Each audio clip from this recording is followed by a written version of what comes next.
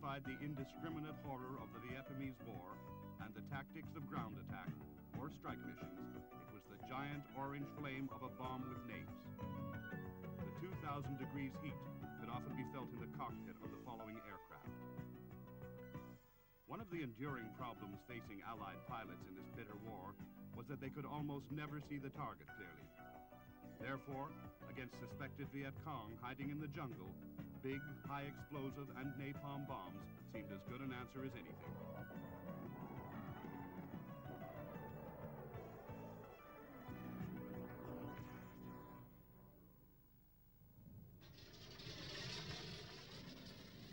At the start of the war, the U.S. adopted the role of military advisor to the government of South Vietnam.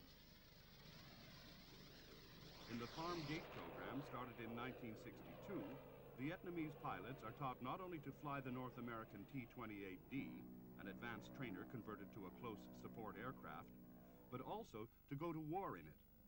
Its main weapons were the 50 caliber gun, small bombs, and 5-inch rockets.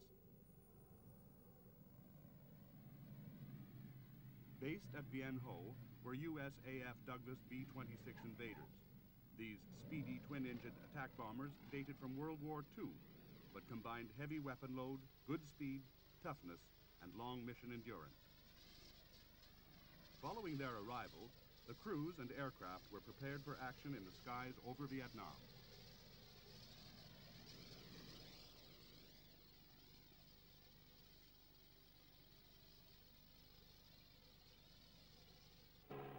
Ground attack training was undertaken by both the USAF's T-28s and the B-26s, usually at low level and in shallow dives.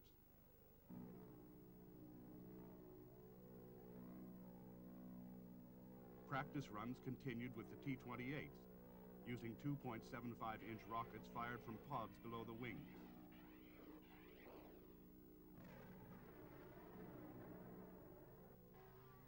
These were followed by low-level training drops made by B-26s using iron bombs and rockets.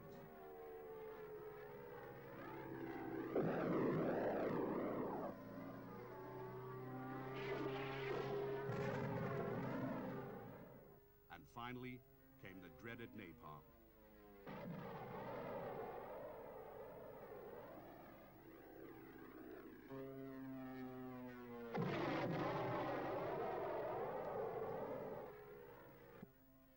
The lessons learned on the ranges were then put into practice during the in-country war against the Viet Cong.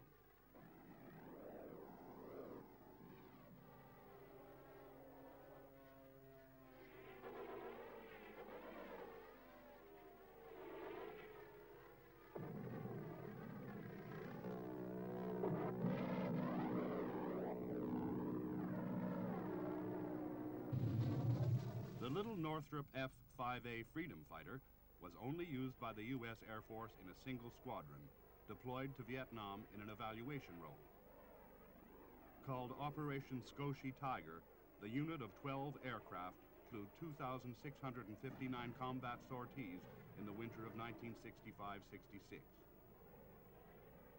Many missions included dropping 1,000-pound Mark 83 general-purpose bombs aimed with the gun sight in a diving attack. The same sight could be used in firing the twin M39 nose guns, each of 20mm caliber.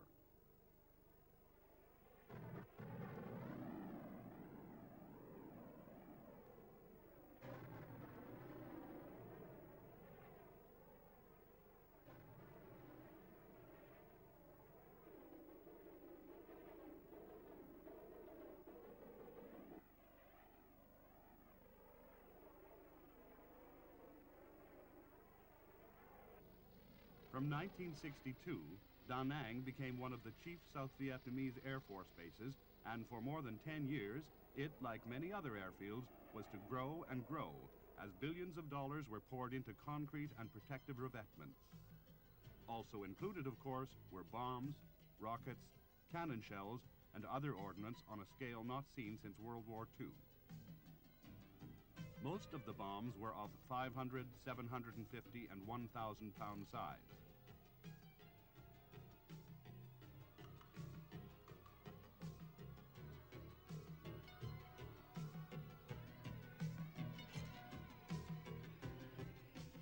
each bomb is delivered to the airbase, it is minus its fuse.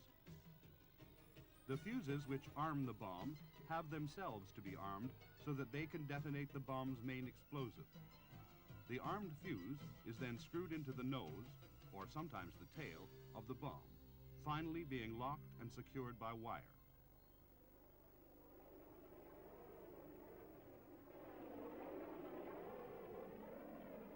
One of the aircraft used was the B-57, which had enough range to penetrate deep into North Vietnam to attack, for example, the growing complex of airfields.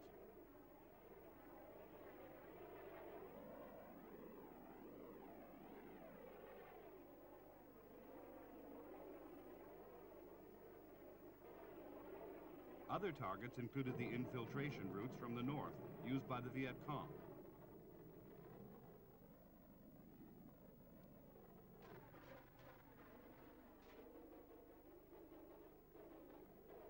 Jungle targets could also be engaged by a B-57's forward-firing 20mm cannon.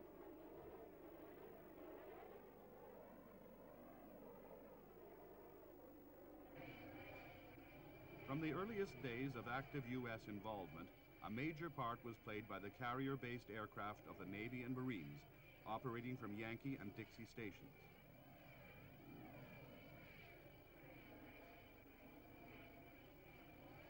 Aboard carriers such as USS Constellation, red-vested ordnance men load the aircraft with bombs, rockets, and other stores. Every man on the flight deck proclaims his job by the color of his vest. Bombs are armed with their fuses and the safety wires attached. These will pull free once the bomb is released from the aircraft.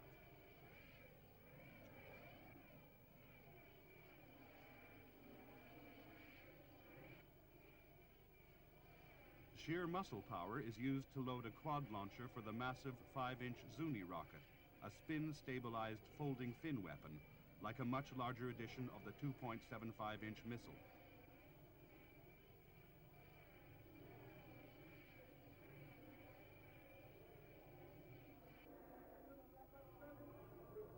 The Vought A-7A Corsair II attack aircraft was not even designed in 1964, but the first was flown in 1965, and by 1967 they were flying combat missions in Southeast Asia, setting a speed record for the gestation of a modern airplane.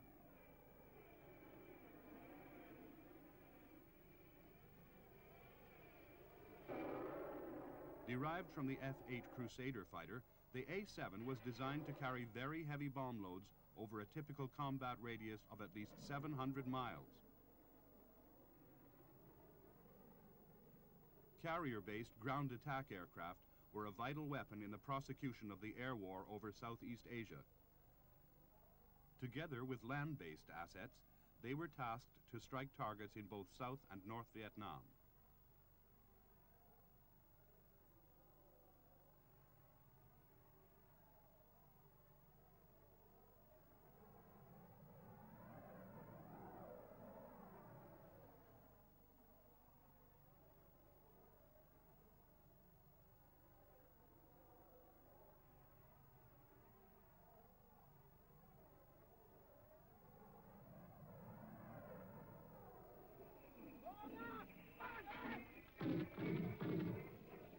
In contrast, the attacking aircraft themselves presented highly visible and clearly defined targets. And even in the late 1960s, the air defenses of North Vietnam were well on the way to becoming the most powerful, in terms of numbers of guns, anywhere in the world.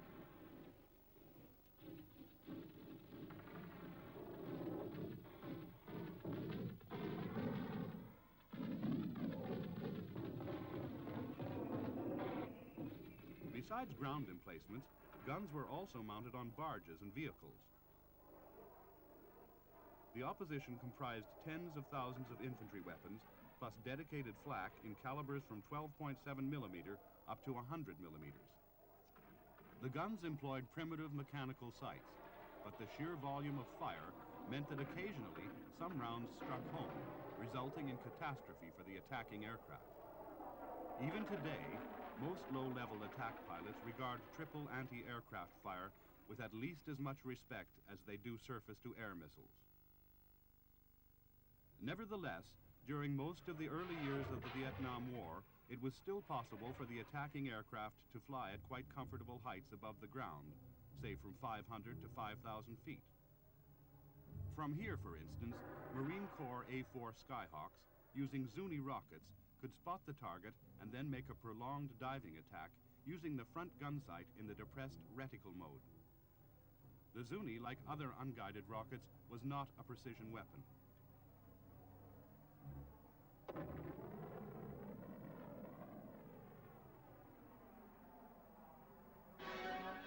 Occasionally, the target was clearly seen and had to be hit with precision. The overrun Special Forces camp near Khe Sanh in early 1968 was a good example. U.S. warplanes pressed home their attacks at point-blank range, putting down napalm, salvos of rockets, and many other kinds of ordnance.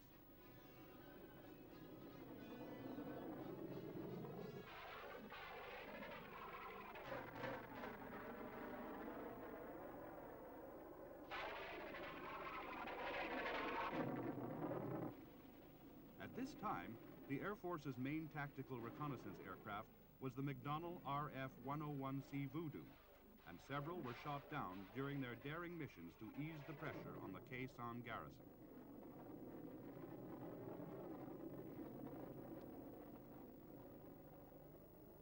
Precision attacks at low level increasingly ruled out using normal slick iron bombs. A-4 Skyhawks therefore pressed home their attacks using snake-eye retarded bombs. These are slicks with added tail retarders in the form of spring-open air brakes, which jerk the bomb back after release to let the attacking scooters escape the explosion. Aiming needs skill and training.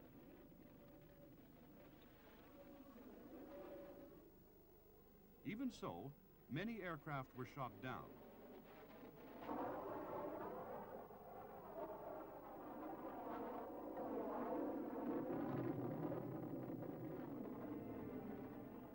The greatest effort was always made to recover the crew.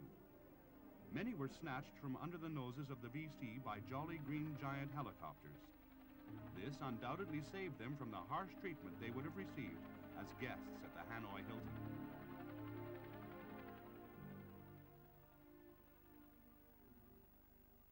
One of the greatest airplanes in Vietnam was the immortal Sky Raider, flown by the South Vietnamese Air Force, the VNAF, and also by the Navy, Marines, and Air Force. As an escorting battle wagon for the Jolly Green Rescue Team, it became known as Sandy, though its common nickname was the Spad. Some were single-seat A1H versions, and others the wide cockpit A1E. The VNAF received considerable numbers of both, as well as a few A1Gs and Js. Their Sky Raiders flew more attack sorties than any other single VNAF type. Most were equipped with 4 20mm guns and could carry at least 4 tons of assorted ordnance on 15 hardpoints.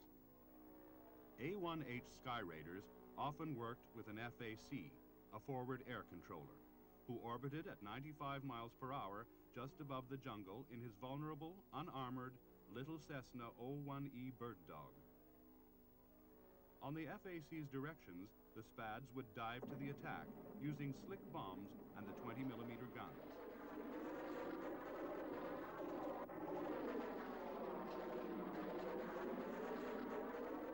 They could also fly missions lasting up to 9 hours.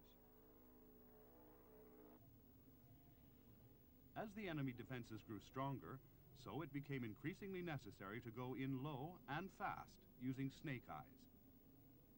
These snake eyes are brought out on their jack-up bomb trolley already fused and are loaded onto a Marine Corps F-4 Phantom at Da Nang.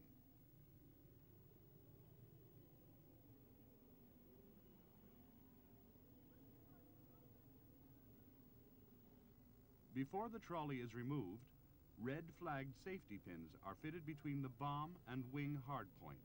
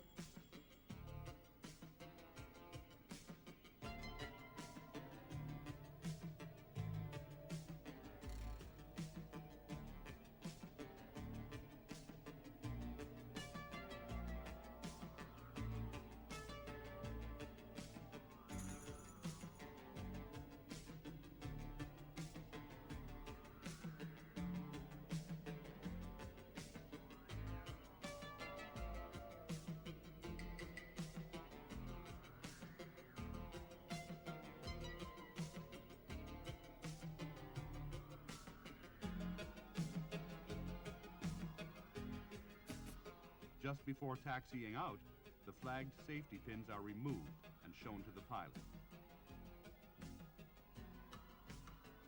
The airplanes are parked inside strong, blast-proof revetments, a further sign of the enemy's growing power.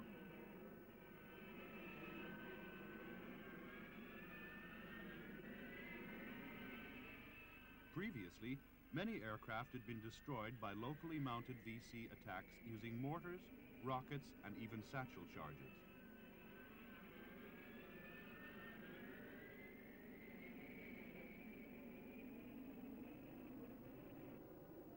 Earlier, the F-4 had often been used as a medium-level bomber, dropping its bombs on the command of an F-4 Pathfinder or a B-66 or other suitably equipped lead ship. Though Snake Eyes were much more accurate, Marine Phantoms also continued to make strafing attacks using gun pods and 2.75-inch rockets.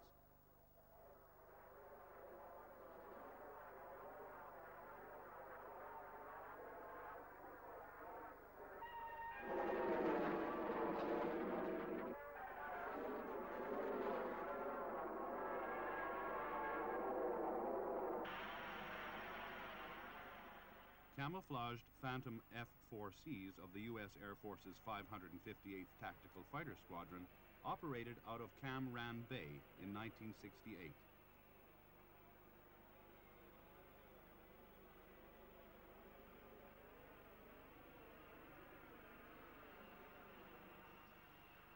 Each mission would normally start with a detailed briefing followed by careful preparation of the aircraft and its ordnance. Engine start would come about halfway through the mission period.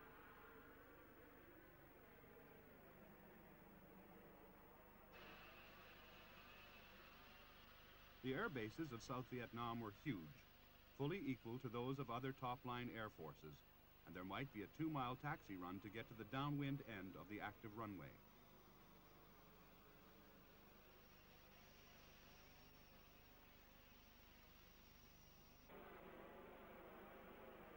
The whole squadron might sit on the runway, awaiting orders to take off and specific targeting instructions.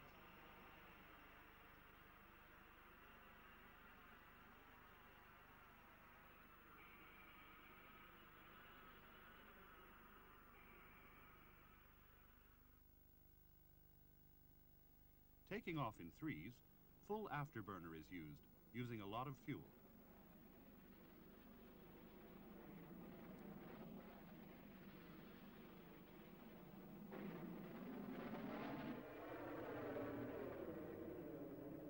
At a carefully prearranged location, and without using radio, a rendezvous was made with a KC-135 tanker.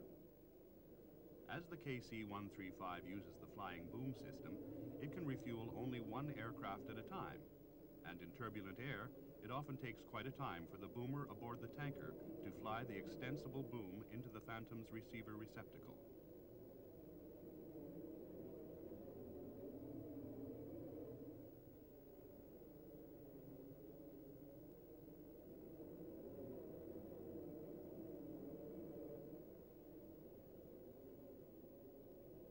On this mission, as on so many others, the F-4s were tasked with making steep diving attacks on suspected VC targets along one of South Vietnam's rivers.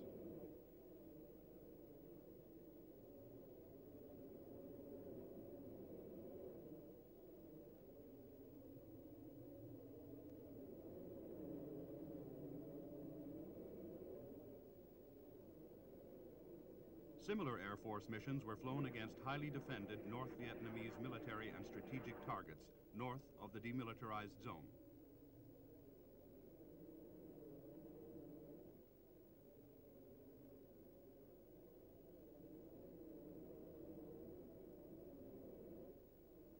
A large explosion and a huge pall of smoke marks a successful strike.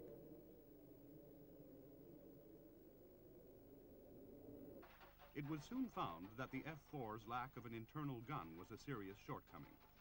The only quick answer was to carry an external gun pod on the center line pylon.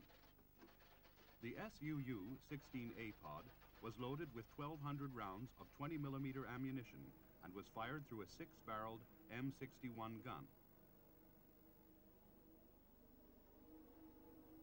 The M61 can fire at 4,000 or 6,000 rounds per minute.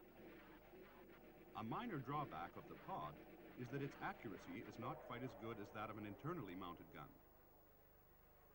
In fact, the Phantom can carry 3 of these powerful gun pods, giving a theoretical strike rate of 300 shells per second, though this armament combination was seldom used in practice.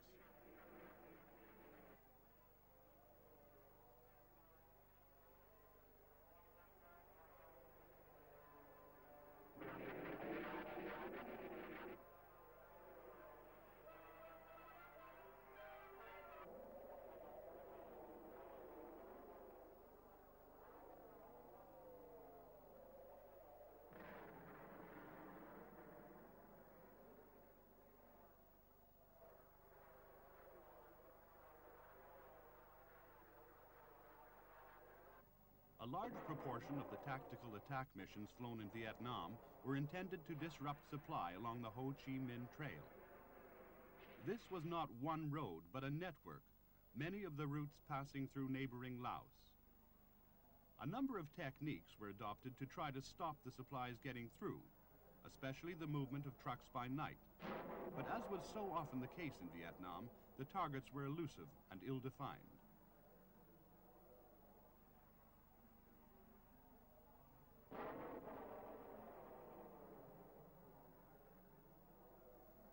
Where the trail was restricted, in particular in areas such as the Mu Gai Pass, the problem was to deliver accurately bombs or rockets onto the narrow road itself, even with new smart weapons.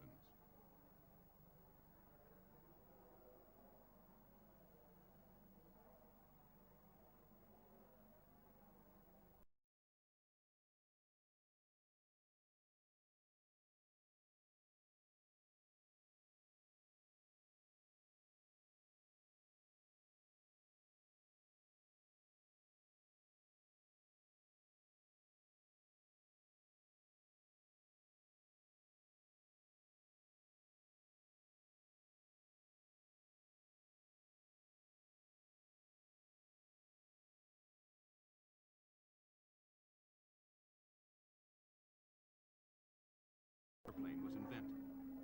The result was the AC-47 Spooky, universally known as Puff the Magic Dragon. Outfitted with 3 minigun pods, all on pivoted mounts firing sideways and down to the left, each pod fired 7.62mm rifle caliber ammunition at an average of 4,000 rounds per minute. Keeping in a steady banked turn, the gunship could pour fire into the target from all points of the compass. The idea seemed pretty effective, so after further experience with other gunship conversions, the Air Force contracted for a veritable battleship of the sky. The AC-130 was far bigger and heavier, and its engine power was roughly 8 times as great as the AC-47. Nothing like it had ever been seen before.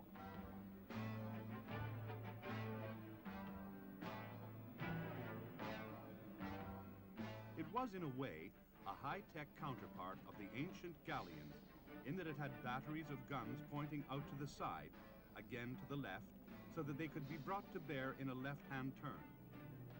But the Herky-Bird gunship not only marked an advance in firepower, it also carried every possible form of night sensor, including radar, low-light TV, a laser, and perhaps most important, a sensitive infrared detector with which the crew could see a detailed thermal picture of everything on the ground below. As far as possible, the AC-130s kept above effective small arms range, but their own guns remained highly effective. The first version, the AC-130A, had 4 6-barrel 20mm and 4 7.62 miniguns. Soon the AC-130E arrived, with a pair of 40mm guns. These were versions of the famous Bofors gun, firing high-velocity 2-pounder shells, loaded by hand in clips. The final AC-130H version replaced one of the 40s with a massive 105mm howitzer, one of the biggest guns ever routinely mounted in an airplane. In the war-torn Middle East, Israel Aircraft Industries, already familiar with the French-built Mirage, found itself trying to fill a gap caused by France's refusal to supply a batch of Mirages already paid for. The result, achieved in stages, was the Kafir, which is Hebrew for lion cub. The airframe is basically that of the Mirage 5, though the most obvious difference is the canard foreplanes mounted on the sides of the engine inlets.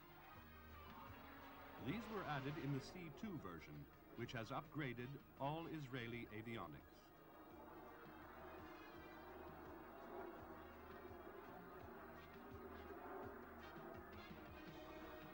Internally, the biggest change is the replacement of the French Attar engine by the more powerful American J-79, an engine first supplied to Israel with the F-4 Phantom. This enhances the Kafir's high flight performance, while the canard wings improve takeoff, landing, low-speed handling, and maneuverability at all speeds, especially with heavy weapons loads.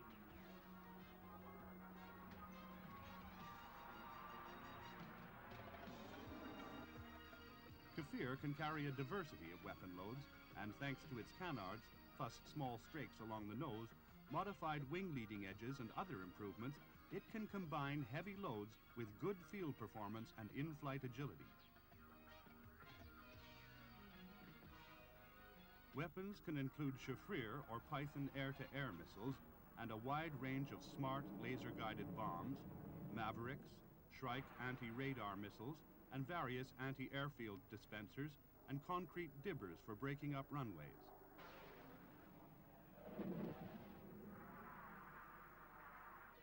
Kafir has two internal 30mm cannons and has been combat-proven in both the air-to-air and air-to-ground roles.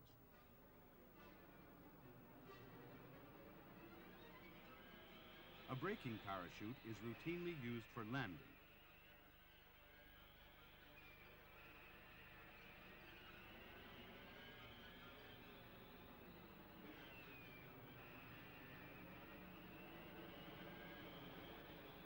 Another country with a small population but an important defense industry is Sweden. Her policy of strict neutrality has resulted in the famous Saab companies producing an unbroken succession of highly successful warplanes, of which the most powerful is the Viggen.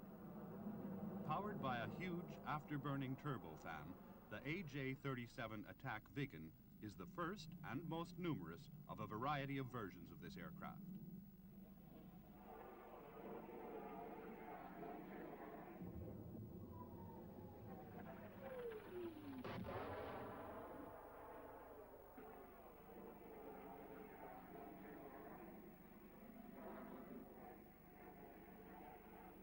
From the start, Viggen was designed to operate away from vulnerable air bases, using instead short lengths of highway or roads and other pre-surveyed locations.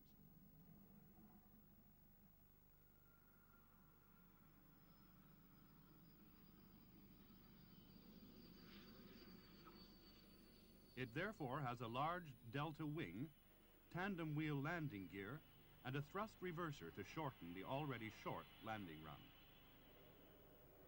The latest warplane to enter service with France's Armée de l'Air is the Dassault Breguet Mirage 2000.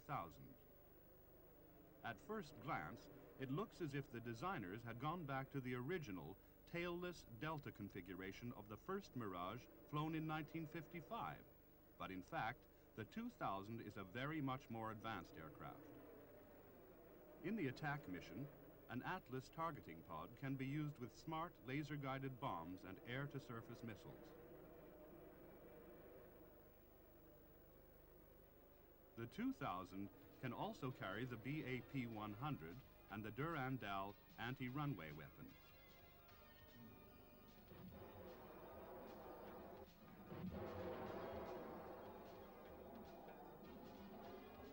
Various unguided rockets can be fired from underwing pods.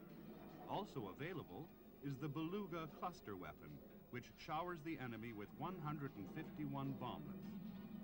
The Mirage 2000 is also tasked with tactical nuclear strike. The Jaguar is very much an attack aircraft. The small wing gives the pilot a less eyeball-shaking ride when attacking at low level and at high speed. The high wing position also enables Jaguars to take off from rough fields and from short stretches of highway. The two European operators of Jaguar are France and Britain.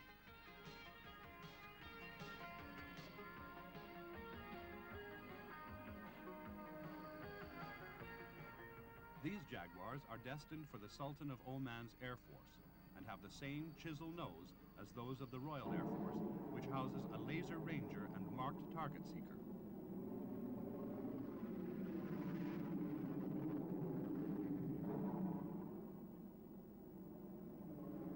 On takeoff, the tiny Adour engines are opened up into full afterburn.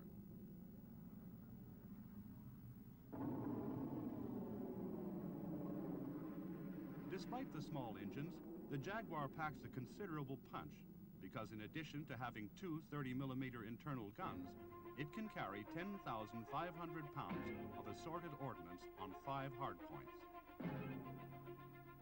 Most British Jaguars have a self-contained inertial navigation system, which enables them to fly at close to the speed of sound at the lowest level without emitting any telltale signals. RAF Jaguars have recently had their inertial and weapon aiming systems upgraded to bring them fully into line with the latest standard.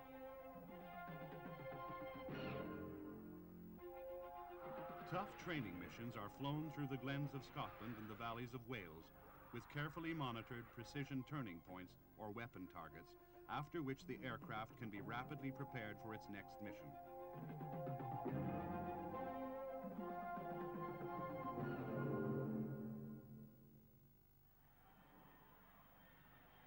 This aircraft, the Harrier, is unique. As it is the only modern warplane that does not need an airfield, it could be the only kind of combat aircraft able to survive the devastating opening exchange that might herald or precede any war between the major powers.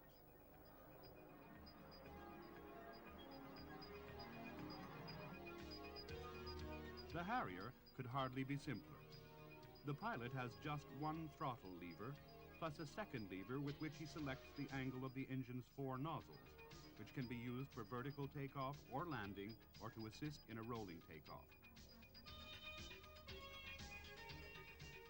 The U.S. Marines found that VIFing, vectoring in forward flight, is a remarkable way of making the Harrier perform seemingly impossible maneuvers in a dogfight. RAF Harriers have an inertial navigation system, radar warning system, and a nose laser. There are also 2 30mm cannon and a HUD, a head-up display, to assist in precision aiming of the weapons. It is possible to carry 8,000 pounds of external stores, but about 5,300 pounds is the usual maximum. Because of the Harrier's low fuel consumption, the combat radius is impressive when related to the small fuel capacity and compact size of the aircraft. From the original Harrier was developed the AV-8A and then the AV-8B for the U.S. Marine Corps, much of the redesign being done by McDonnell Aircraft at St. Louis in partnership with British Aerospace. What the Marines wanted was a superior bomb truck. So the AV-8B, or Harrier II, has a much bigger wing with greater lift and a 50% increase in fuel capacity. The new wing also provides room for 7 pylons, or 9 in the case of the RAF Harrier GR5, on which can be hung no less than 17,000 pounds of weapons of almost every conceivable kind.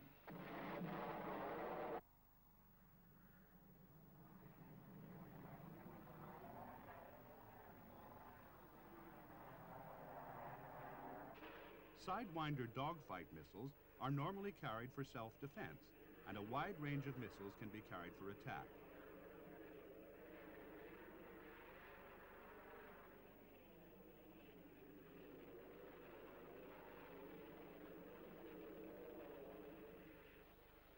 free takeoffs can be made from the flight decks of amphibious assault ships to give close support to Marines going ashore on a hostile beach.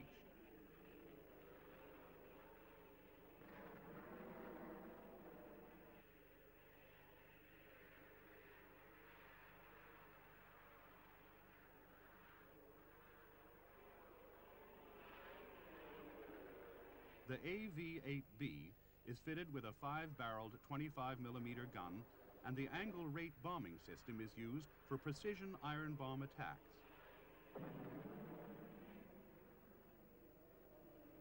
Though a small airplane, Harrier can carry a vast variety of stores over ranges much greater than many bigger aircraft.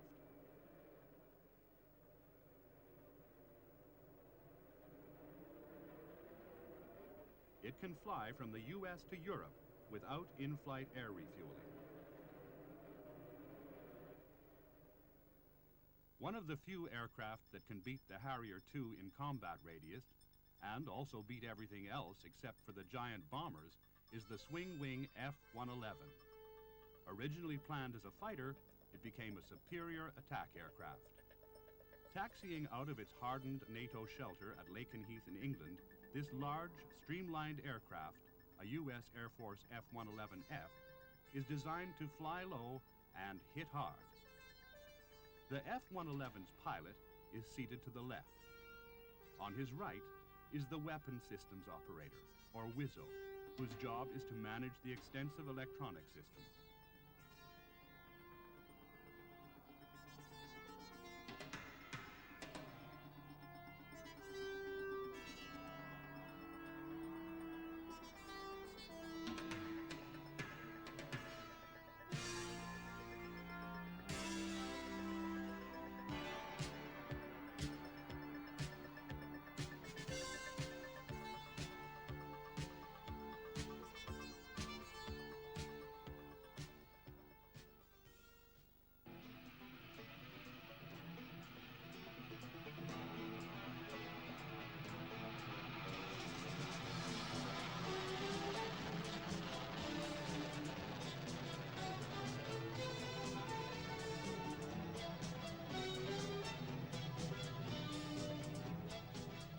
Thanks to a device called terrain-following radar, the F-111 pioneered the modern method of low-level attack, in which the aircraft is automatically made to maneuver, if necessary at full throttle, only just above the ground.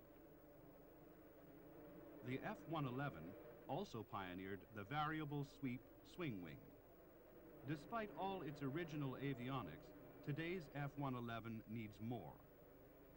The most important add-on is PaveTac, a massive pod carried under the aircraft's belly, which provides the WISO with pictures enabling him to acquire, track, and hit any target in any kind of weather or at night. Such equipment was used by F-111s during the raid on Libya in 1986. The first PaveTac view shows the approach to the Libyan coast. This is followed by a low-level run over Tripoli, including the Aziziyah barracks.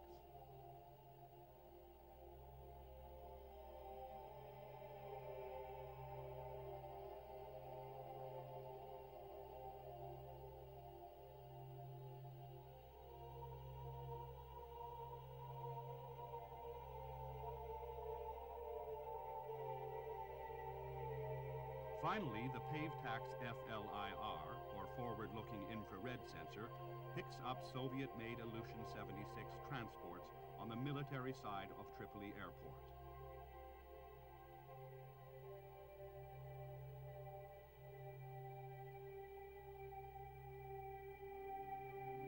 As the aircraft passes over them, they are hit by bombs.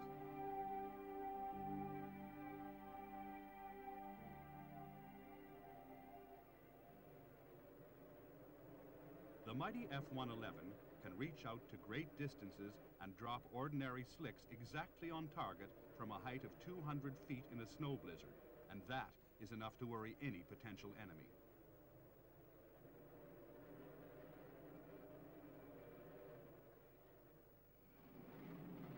There could hardly be a greater contrast than the little Douglas A-4 Skyhawk variously known as the Scooter, the Bantam Bomber, and in honor of its designer, Heinemann's Hot Rod.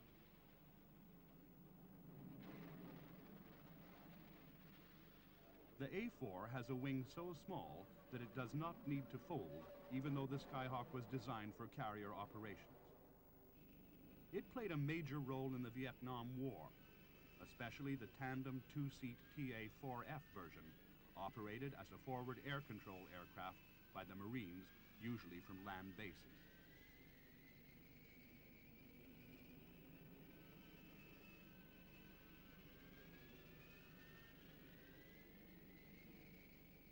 Able to carry a weapon load of up to 9,000 pounds, the A4s mainly used napalm, slicks, snake eyes, and missiles, amongst them 2.75-inch rockets fired from the center fuselage hardpoint.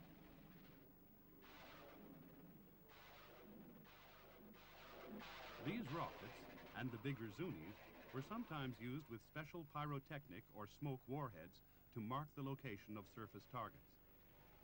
Skyhawks played a major part in the Middle East, flying with the Israeli Air Force, and that country specializes in Skyhawk updates. In the U.S., the latest versions have a head-up display and angle rate bombing system for much better accuracy in weapon delivery.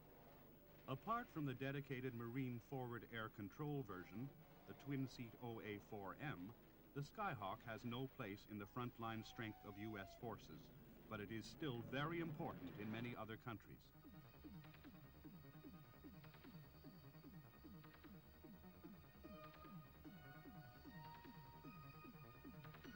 Newest of the warplanes of the U.S. Navy and Marine Corps, the McDonnell Douglas FA-18 Hornet is unique in being designed from the start to be equally good at both the fighter and the attack missions.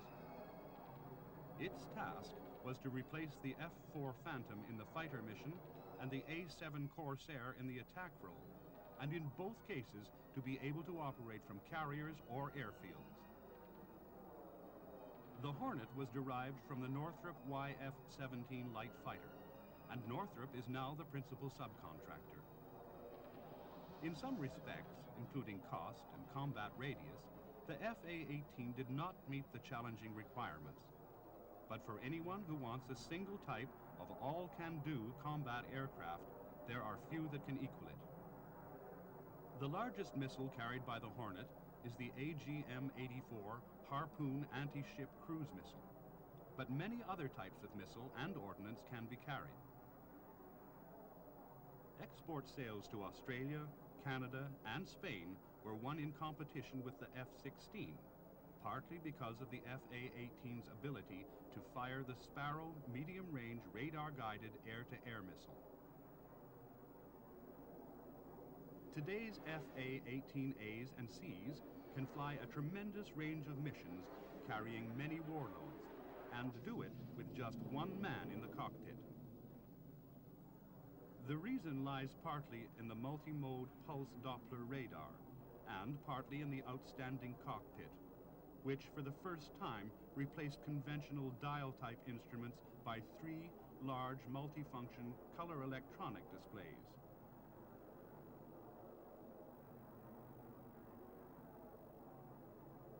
Up to 17,000 pounds of weapons or tanks can be carried on 7 pylons.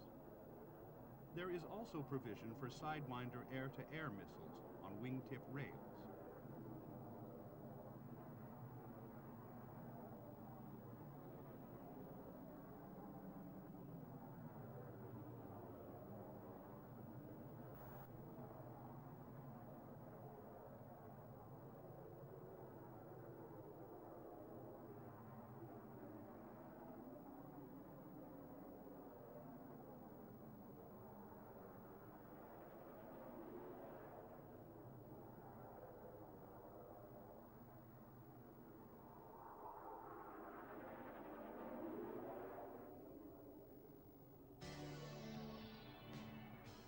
General Electric provides the high bypass ratio turbofan engines for this strange bird, the Fairchild A-10A. The A-10 is officially the Thunderbolt II, but is more commonly called the Warthog. It is a dedicated killer of tanks, and contains the most powerful gun ever built into an aircraft. The GE Avenger cannon, officially the GAU-8A, fires the most powerful 30mm ammunition ever made. A special loader is needed to crank the rounds aboard the aircraft. Other stores can include 2.75-inch rockets.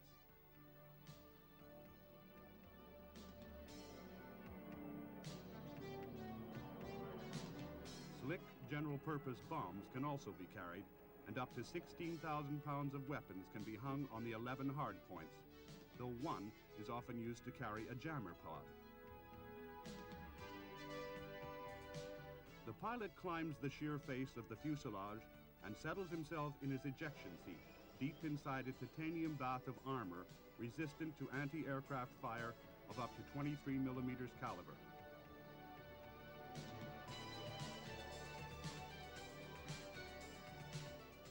On takeoff, the wide-span, unswept wings overcome the weight after a short run and, once airborne, provide enough lift for sustained maneuvers at the lowest possible level.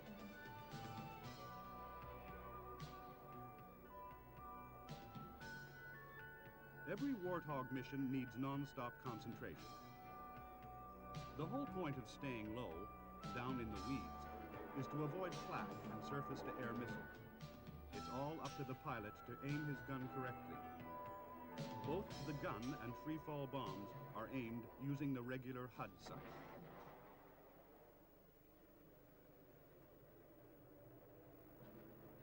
A simple laser seeker is carried for tracking targets designated by friendly troops, but it is frankly admitted that the A-10 was designed to a cost and does not have all the avionic aids that would be needed to fight at night or in adverse weather in Central Europe.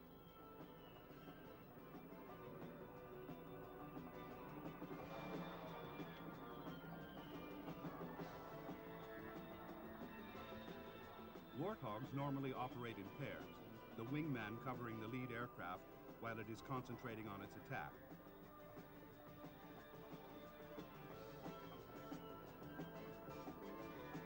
The twin power plants are situated high on the fuselage above the wings, which help to shield the engines from heat-seeking surface-to-air missiles.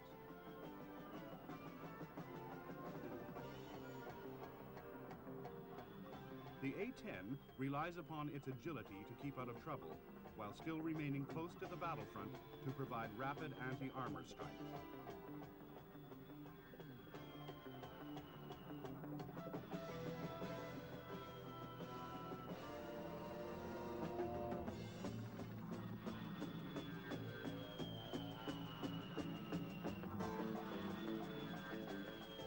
Most air-to-surface guided weapons, including the Maverick missile, can be carried aboard the A-10, and accurate attacks are ensured with the onboard electronic systems. But the real tank-killing element is the devastating Avenger cannon. The Thunderbolt II can carry 1,200 rounds of ammunition. Each is the size of a milk bottle and fires a shell containing a core of depleted uranium able to punch through the armor of a battle tank. These shells can be spewed out at the rate of 2,100 or 4,200 per minute. In every sense, the A-10 flies low and hits hard.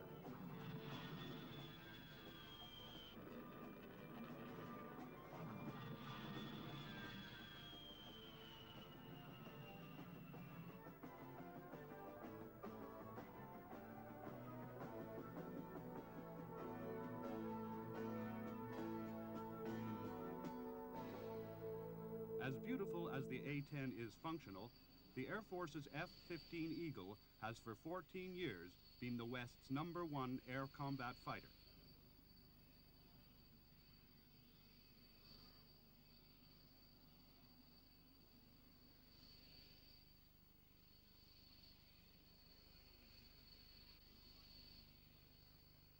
It was so carefully designed as a one-mission aircraft that the Air Force's battle cry was, "Not a pound for air to ground." In other words, don't compromise this fighter by trying to make it carry bombs. Surprise, surprise. Today, the F-15E is the USAF's dual-role fighter tasked mainly in the air-to-ground mission. The F-15E can carry an almost indecent load of Mark 20 Rockeye cluster dispensers, as well as most other iron bombs, rockets, and air-to-surface ordnance. The F-15E, with conformal tanks, has an impressive internal fuel capacity of 3,570 U.S. gallons, and it can carry a further 1,830 gallons in 3 drop tanks. On an attack mission with a heavy load of ordnance, it may well be tasked to take on fuel from a tanker, such as the KC Extender. This thrusts its boom into a receptacle above the root of the left wing. Today, the E version is in full production, not least of its features being a completely new cockpit for a crew of 2, with new multifunction displays which in most respects are similar to those of the European Tornado.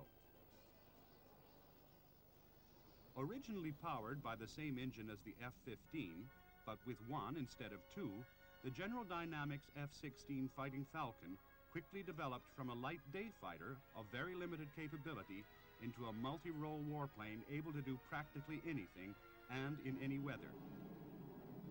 It is said that flying the F-16 is like riding on a telegraph pole.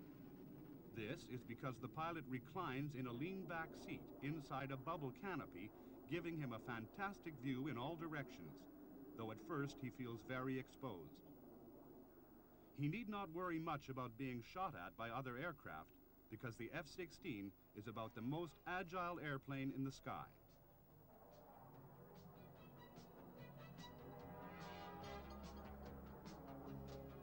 Early versions had an M61 gun and sidewinders, but it was soon realized they could also carry a bomb load of 12,000 pounds on 7 hardpoints.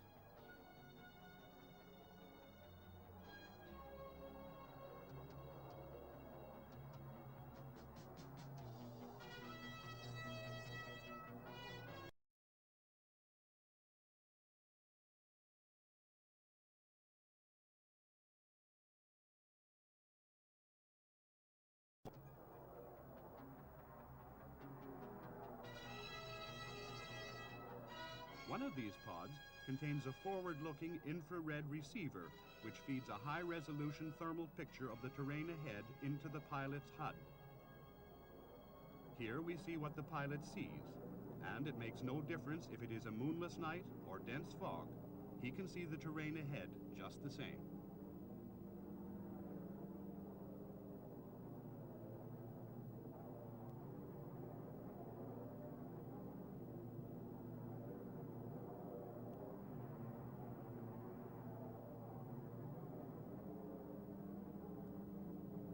The no-turn symbol warns him of an obstruction, in this case, hills to the right, the arrow showing which side is dangerous.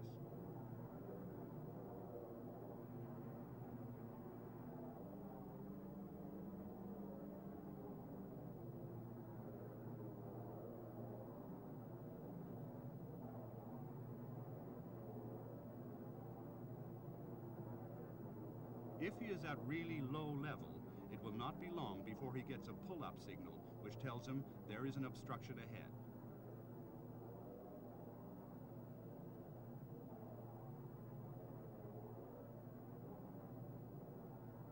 The targeting pod's FLIR is used to locate surface targets, to track them, and then to provide designation for smart weapons.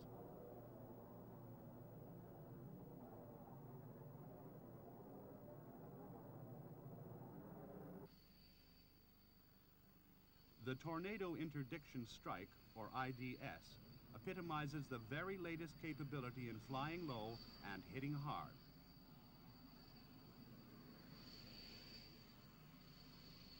Operated in virtually similar versions by many other air forces and navies, the GR-1 version of the Tornado IDS serves with the Royal Air Force. The GR-1 is powered by a pair of amazingly compact RB-199 engines, each rated at about 17,000 pounds in full afterburner, and yet only 127 inches long, complete with a thrust reverser.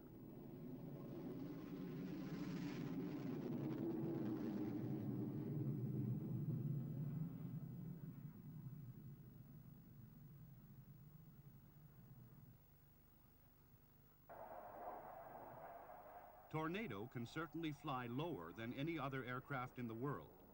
It can also carry a heavier load of more types of weapon than any other attack aircraft and can deliver these with greater accuracy.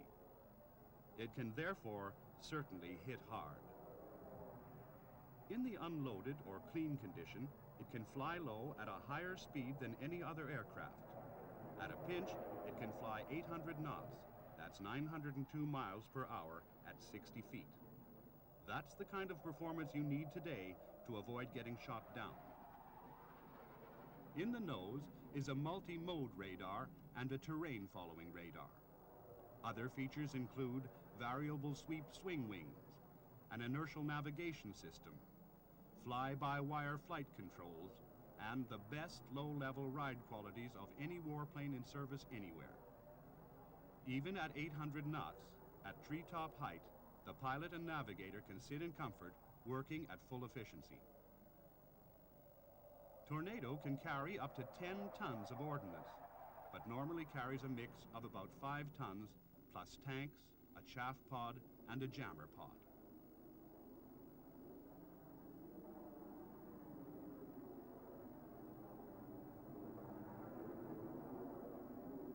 Though it needs airfields, the kind of target Tornado itself is specially designed to destroy, the aircraft can land in short distances using its twin target type reversers.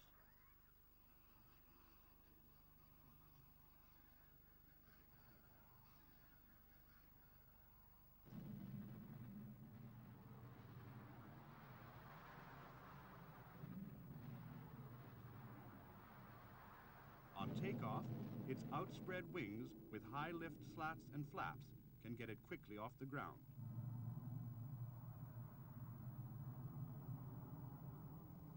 To hone their skills, all Tornado squadrons fly low-level missions.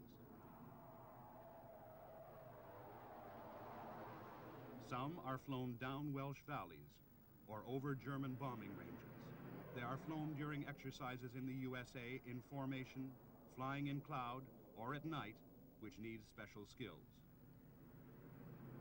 The navigator has the most comprehensive head-up and head-down displays for pinpoint navigation. The two crew together collaborate to put ordinary iron bombs or retarded bombs exactly on target.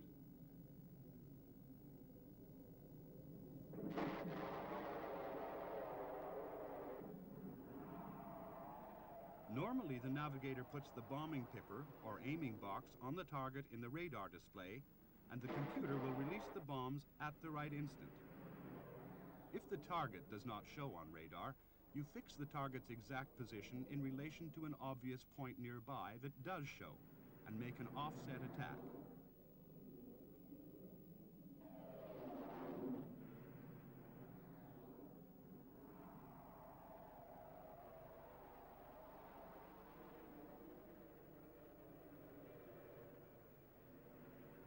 The bombs ought to hit pretty well dead center, even from a release at over 500 knots.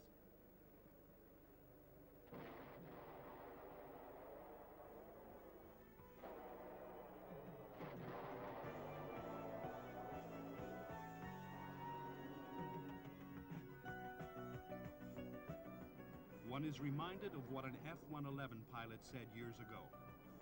No, we don't have smart weapons, but we do have smart airplanes.